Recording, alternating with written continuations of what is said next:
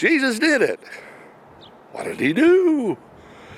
Oh man, he washed my sins as white as snow, as he did every person on this planet.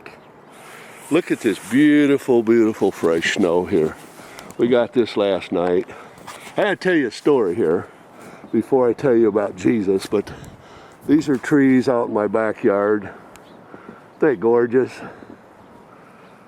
That is what symbolizes what Jesus Christ did for each and every one of us. But I got to tell you a little story here first. I don't know how well you can hear this. The wind's blowing through the microphone screen, and so there might be a little bit of disturbance. A number of years ago, my wife and I, Kathleen, went to Cancun, Mexico, and we booked up a one-day exploration tour, if you will, into a remote underground cave system.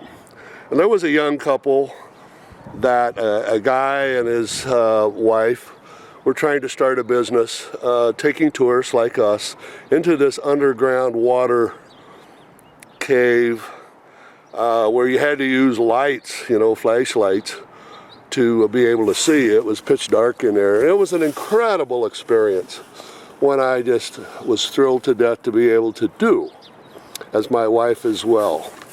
And they then fixed us a wonderful, wonderful meal out there in the warm sunshine after we'd been in that cold, crystal clear water in the darkness underneath the ground, exploring that cave.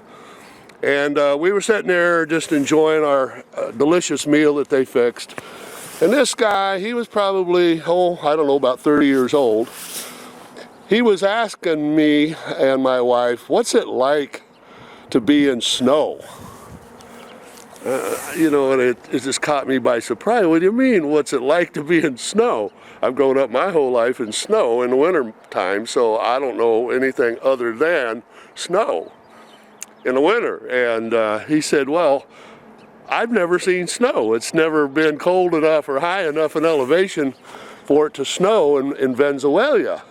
And that's where he was from, born and raised, and he had come up into the Mexico area. I don't know exactly why, but he was trying to establish a business.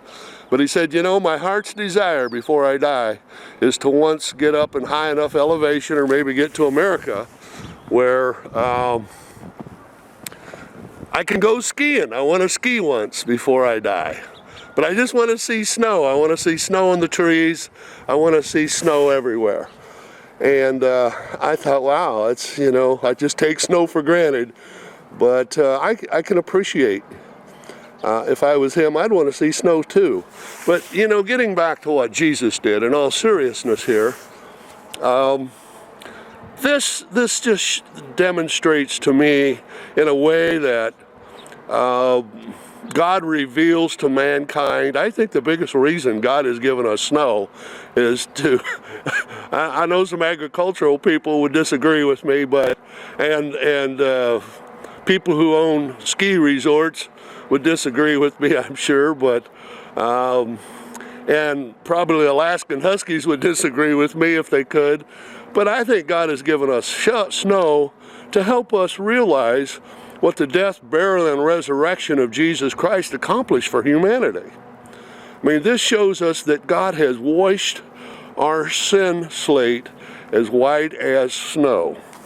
And that's what Jesus did. He did a lot of things by dying and taking our punishment on the cross when he didn't have to. But he was the one, the mediator between sinful man and an all-holy, all-righteous God. And he made a way for mankind to have their sins forgiven, blotted out completely, covered over, if you will, made spotless, though underneath the sin scars will always be there.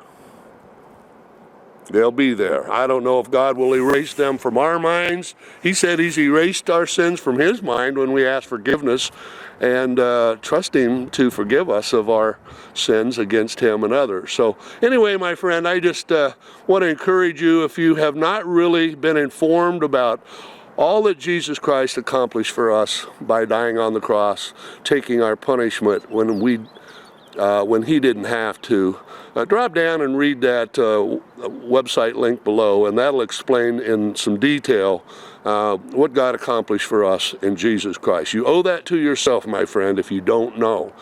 Learn about that, ask God about it, pray and ask God to reveal the truth of the whole matter, because eternity depends upon it. We're all going to stand before God and give an account after we die. There will be a judgment day for each of us, and we want to be sure on that moment when that happens, we're okay with God. Jesus provided the only way for us to be okay on the judgment day. Thanks. God bless you.